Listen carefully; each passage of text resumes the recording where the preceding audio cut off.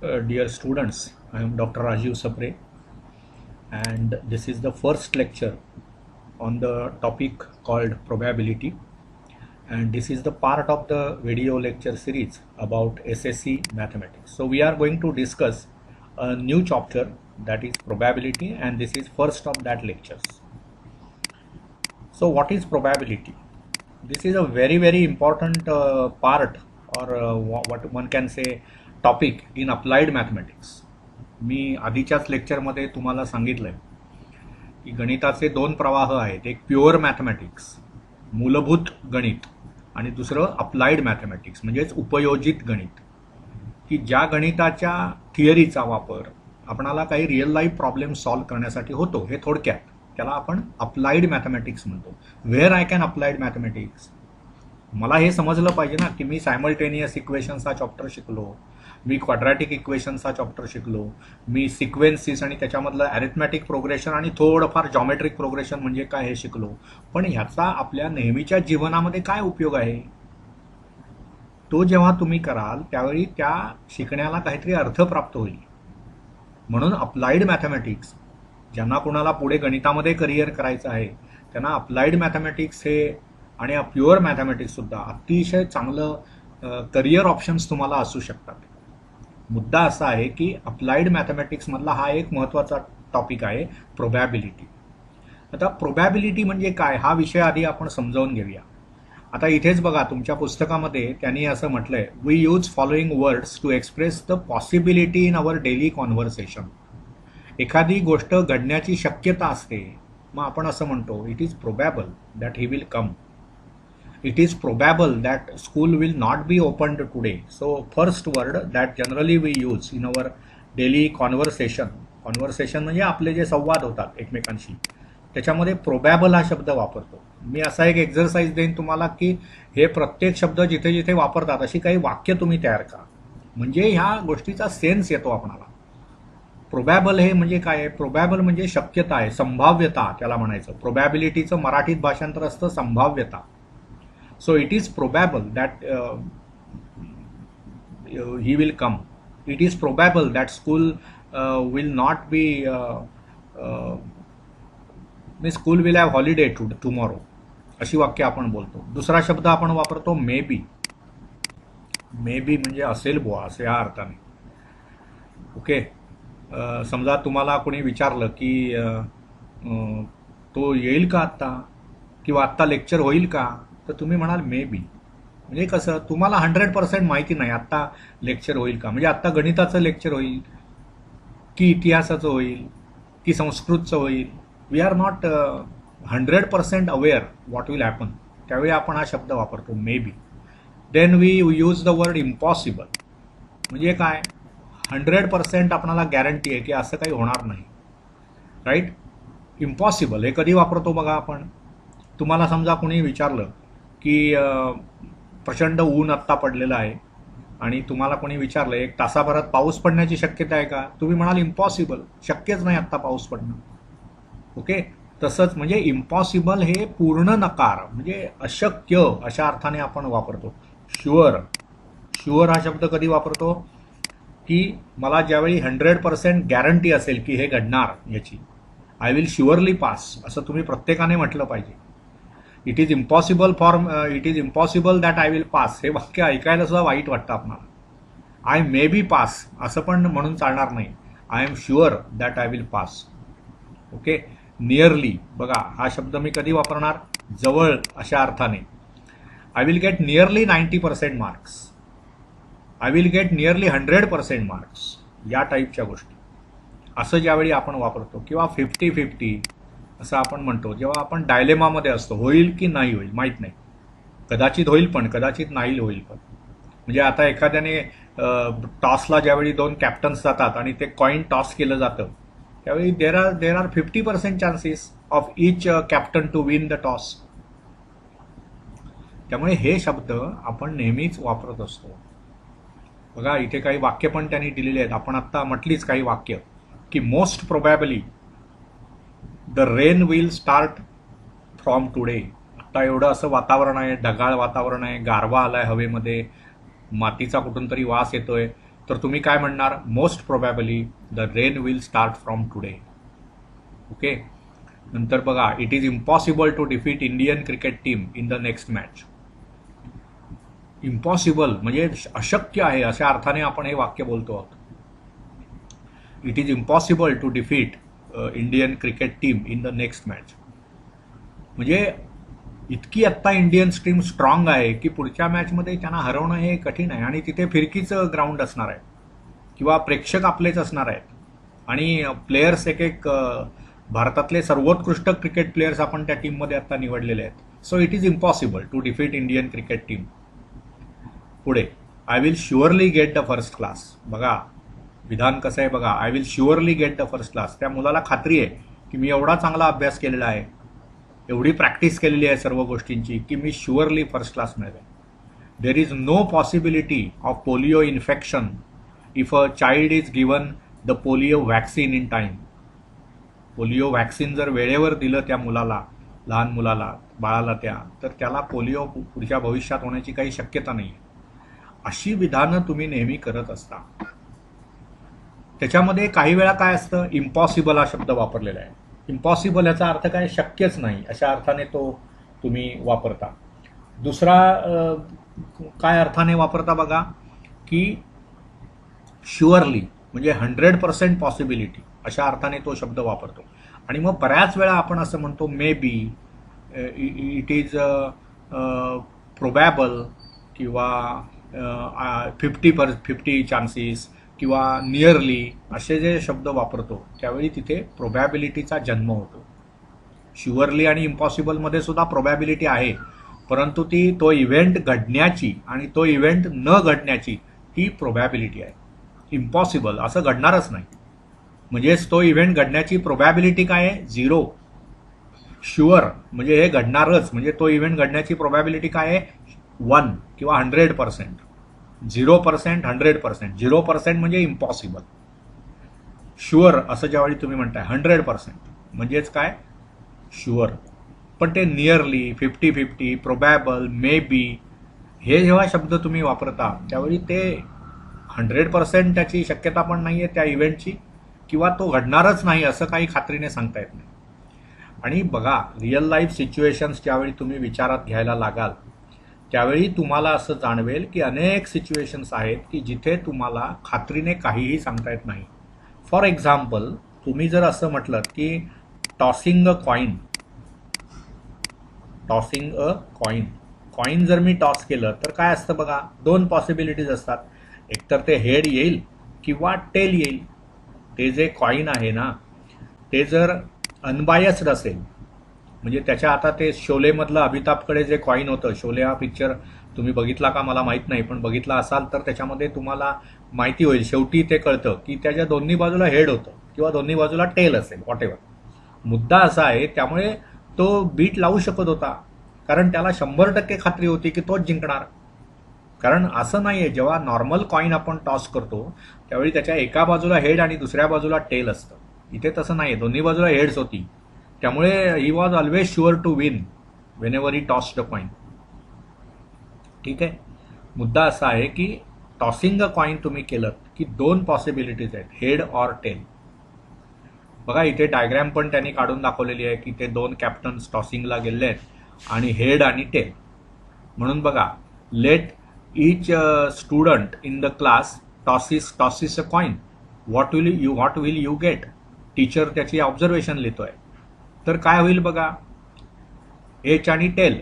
समजा वर्गामध्ये 30 विद्यार्थी आहेत तर असं घडण्याची शक्यता फार कमी आहे की 30ही मुलांचं हेड आलं. Not possible. किंवा 30ही मुलांचं टेल आलं, असं होणार नाही. कॉईन जर फेअरली टॉस केलेलं असेल, ते कॉईन फेअर असेल तर नियरली 15 मुलांच्या बाबतीमध्ये ते हेड येईल, 15 मुलांच्या बाबतीमध्ये टेल येईल. 100 मुलं असतील तर ते आसपास, म्हणजे एक्झॅक्टली 50 आणि एक्झॅक्टली 50 ना हेड मिळेल आणि एक्झॅक्टली 50 ना टेल मिळेल असं नाही सांगता येणार. परंतु ती जी पॉसिबिलिटी आहे, 100 पैकी किती मुलांच्या बाबतीमध्ये हेड येईल, that will be near to 50. आणि टेलच्या बाबतीत सुद्धा नियर टू 50. बघा तिथे सुद्धा पॉसिबिलिटी आहे. ठीक आहे. पुढचं बघा, ask each student to toss the same coin twice. आता 2 वेळा मी कॉईन टॉस करतो, टॉसिंग अ कॉईन झालं. आता टॉसिंग 2 कॉईन्स किंवा 2 वेळा टॉस केलं 2 coins are tossed. 2 coins are tossed. हा आपण एक एक्सपेरिमेंट केला. किंवा कॉइन इज टॉस्ड 2 टाइम्स, दोन्हींचा अर्थ एकच. Or coin is tossed 2 times. हा एक नेहमी गोंधळ असतो. ह्या दोघांचाही अर्थ एकच. काय काय आउटकम्स येतील बघा. हा मी एक्सपेरिमेंट परफॉर्म केला. काय परफॉर्म केला? 2 कॉइन्स आपण टॉस केली. तर काय काय होऊ शकतं बघा.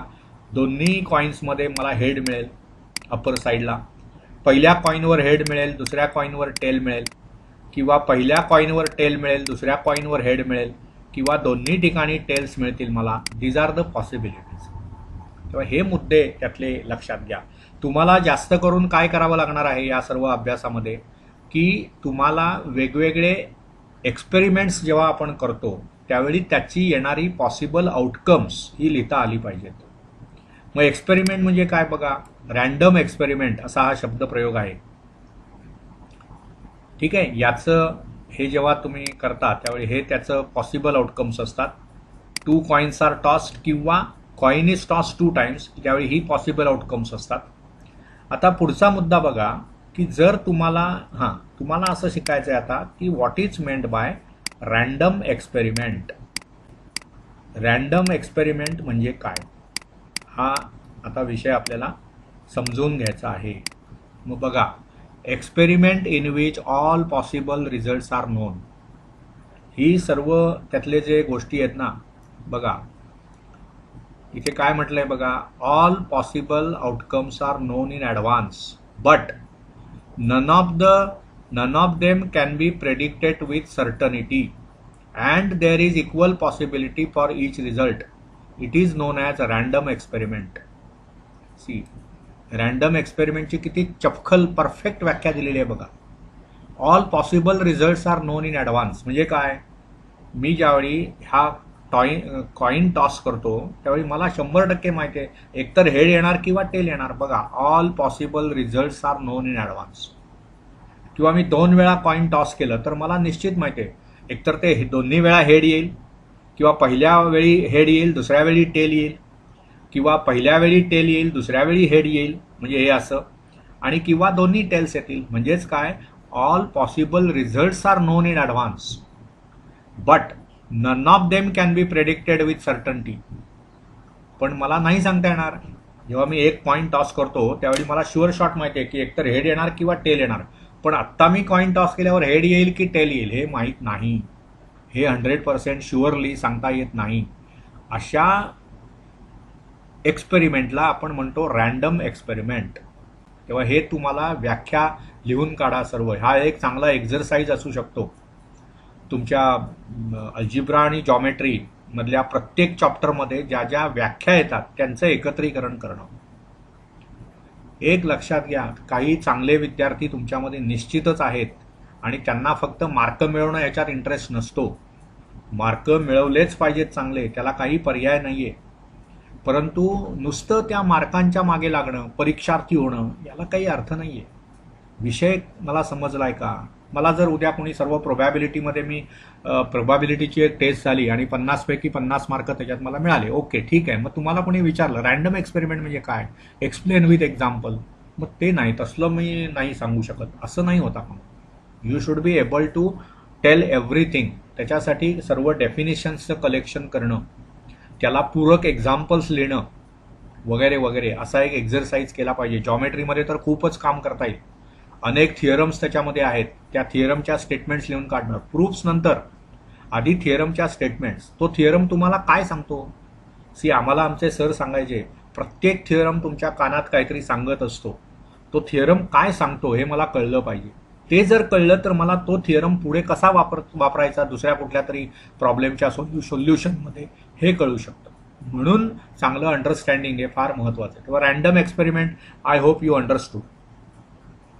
म्हणजे हा असा एक्सपेरिमेंट की ज्यावेळी तो मी परफॉर्म करणार त्यावेळी मला येऊ घातलेली सर्व पॉसिबल आउटकम्स माहिती आहेत, परंतु तो एक्सपेरिमेंट केल्यानंतर नेमकं काय आउटकम येईल हे मात्र खात्रीने सांगता येत नाही. मग तो रॅन्डम एक्सपेरिमेंट झाला. मग हे जे आहे ना टॉसिंग अ कॉइन, हा रॅन्डम एक्सपेरिमेंट आहे. किंवा 2 कॉइन्स आर टॉस्ड, किंवा तुम्ही बघा सापशिडी वगैरे खेळताना आपण तो डाय रोल करतो, त्यामुळे die is rolled, die is rolled. त्यावेळी काय होतं बघा, तुम्हाला माहिती आहे पॉसिबल काय असतं, ते 6 फेसिस बघा इथे दिलंय, असे 6 फेसिस असतात. पहिल्यावर 1 असतं, दुसऱ्यावर 2 डॉट्स असतात, तिसऱ्यावर 3, 4, 5 आणि 6. म्हणजे 6 पैकी काहीतरी येणार हे मला निश्चित माहिती आहे. तिथे 8 असलेलं येणारच नाही, कारण तिथे नाहीच आहे. एकतर मी डाय रोल केल्यावर अप्पर फेसवर वरच्या बाजूला 1 येईल, किंवा 2 येईल, किंवा 3 येईल, किंवा 4, किंवा 5, किंवा 6. 8 येणार नाही, 10 येणार नाही, 0 येणार नाही, असं असणार नाही. So I know all possible outcomes. But मी रोल करतो त्यावेळी मला कुठे माहिती असतं काय येणार, आपल्याला यापैकी काहीतरी येणार हे माहिती आहे. म्हणून ह्याची पॉसिबल आउटकम्स काय, 1, 2, 3, 4, 5 आणि 6 ही पॉसिबल आउटकम्स झाली. आणि हा रॅन्डम एक्सपेरिमेंट आहे, लक्षात घ्या, दिस इज रॅन्डम एक्सपेरिमेंट. ठीक आहे. आता आउटकम बघा, result of the random experiment. बघा हे वाक्य, ही डेफिनिशन झाली, ही आपल्याकडे संकलित पाहिजे. Result of random experiment is known as outcome. Result of random experiment is known as outcome. म्हणजे इथे हा जो रॅन्डम एक्सपेरिमेंट आहे, टॉसिंग अ कॉइन, त्याचे आउटकम्स काय, हेड किंवा tail. 2 coins are tossed, outcomes काय, HH, HT, TH, TT. Die roll केला, आउटकम्स काय, 1, 2, 3, 4, 5, 6. 6 आउटकम्स त्याच्यामध्ये असतील. म्हणजे असं ते महत्वाचं आहे. आणि इक्वली लाईकली आउटकम्स हा एक मुद्दा आहे. आता एकदा इथे वर एक एक्झाम्पल आहे बघा, पत्त्यांचा कॅट आपण घेतला, तर त्या पत्त्यांच्या कॅटमध्ये तुम्हाला माहितीच आहे की 52 कार्ड्स आहेत. 52 कार्ड्स. मग समजा ही वेल शफल्ड असतील, वेल शफल्ड म्हणजे चांगली पिसलेली कार्ड्स, वेल शफल्ड. तर मी ज्यावेळी एक कार्ड काढणार त्यावेळी 52 पॉसिबिलिटीज आहेत, काहीही असू शकतं ते. म्हणजे बदामचा एक्का, बदामची दुरी, बदामची तिरी, किंवा किलवरचा एक्का, किलवरची दुरी. बदामची 13 पानं असतात, किलवरची 13 पानं असतात, नंतर तुमच्या इस्पिकची 13 पानं आणि चौकटची 13 पानं. म्हणजे 52 एकूण कार्ड्स असतात ते. ओके, त्यातले जोकर वगैरे आपण काढून टाकले, 52 कार्ड्स आहेत. मग ह्या 52 कार्ड्सच्या बाबतीमध्ये मुद्दा काय आहे की जेव्हा तुम्ही एक कार्ड ड्रॉ करता त्यावेळी तुम्हाला माहिती असतं या 52 पैकीच, म्हणजे बदामचा एक्का टू बदामचा राजा, किलवरचा एक्का टू किलवरचा राजा, इस्पिकचा एक्का टू इस्पिकचा राजा, चौकटचा एक्का टू चौकटचा राजा, यातलंच कुठलं तरी कार्ड येणार, पण कोणतं येणार याची खात्री नाही. जर ते वेल शफल्ड असेल तर, तुम्हाला निश्चित शफलिंग केलेलं नसेल आणि माहिती आहे वर एक्का आहे तर तुम्ही एक्का काढणार, म्हणून ते तसं नाही. Well shuffled pack of 52 cards, then there are 52 different possibilities, 52 different possible outcomes. Out of that, which will be actually the card that I will select, I cannot predict. लक्षात घ्या, म्हणजे तो रॅन्डम एक्सपेरिमेंट झाला आणि त्याची outcomes म्हणजेच ते 52 possible outcomes आहेत. समजलं ना. टॉसिंग अ कॉइन केलं की 2 पॉसिबल आउटकम्स आहेत. 2 coins are toss, 4 possible outcomes आहेत. Die is rolled, 6 possible outcomes आहेत. 52 कार्ड्स असतील आणि त्यातून एक कार्ड मी सिलेक्ट करतोय, तर there are 52 possibilities. There are 52 possibilities. मग यांनाच आपण म्हणायचं आउटकम्स. ज्या काही वेगवेगळ्या पॉसिबिलिटीज आहेत दे आर पॉसिबल आउटकम्स. मग ते इक्वली लाईकली आहेत असं आपण कधी म्हणणार, तर इफ डाय इज थ्रोन, बघा इथे लिहिलेलं आहे, any one of the numbers 1, 2, 3, 4, 5, 6 may appear on the upper face. It means that each number is equally likely to occur. म्हणून त्यांना इक्वली लाईकली आउटकम्स म्हणतात. जसं कॉइन आपण टॉस केलं की हेड आणि टेल हे इक्वल पॉसिबल आउटकम्स आहेत. हेड येईल किंवा टेल येईल, त्याला कुठे असा हेड जास्त वेळा येईल किंवा टेल जास्त वेळा येईल असं काही आपण सांगू नाही शकत. So that is what is meant by equally likely outcomes. बघा इथे त्यांनी कसं दिलंय, if a die is thrown any of the numbers from 1, 2, 3, 4, 5, 6 may appear on the upper face. It means that each number is equally likely to occur.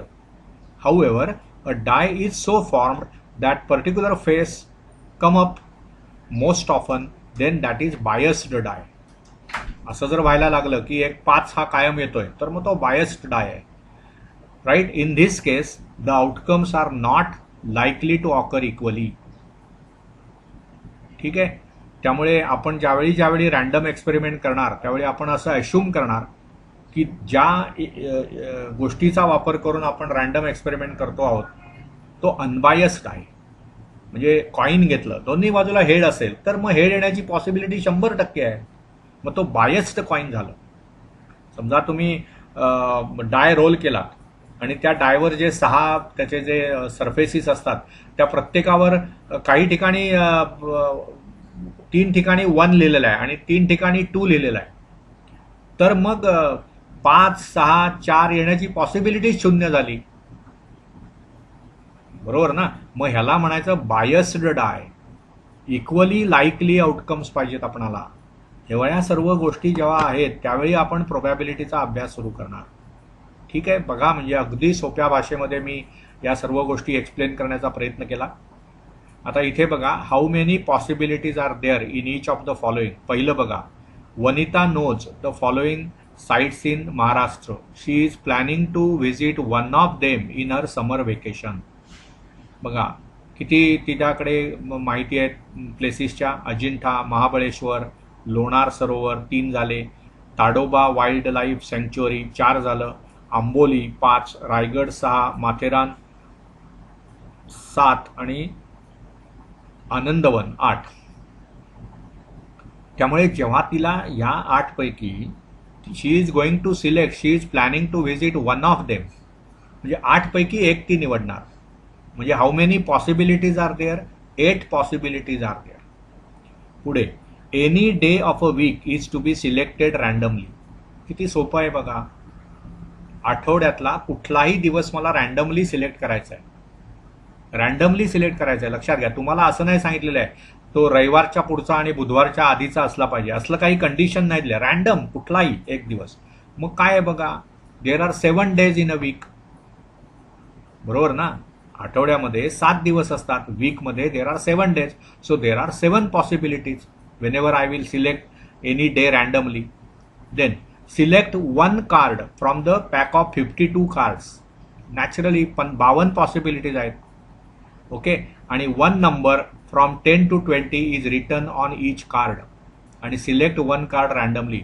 10 पासून 20 पर्यंत म्हणजे 11 cards झाली ती. त्या 11 मधलं कुठलंही मी एक निवडणार. म्हणजे how many possibilities are there? 11 possibilities. ठीक आहे. त्यामुळे ह्या मुद्द्यांवर आपण पहिलं लेक्चर संपवूया. काय काय शिकलो आपण या लेक्चरमध्ये?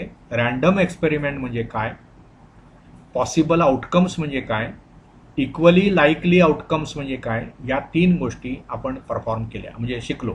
आणि probability is a very very important topic in applied mathematics. This also I have told you. Okay, I hope you understood whatever I discussed in this lecture. Thank you. We will continue in the next lecture.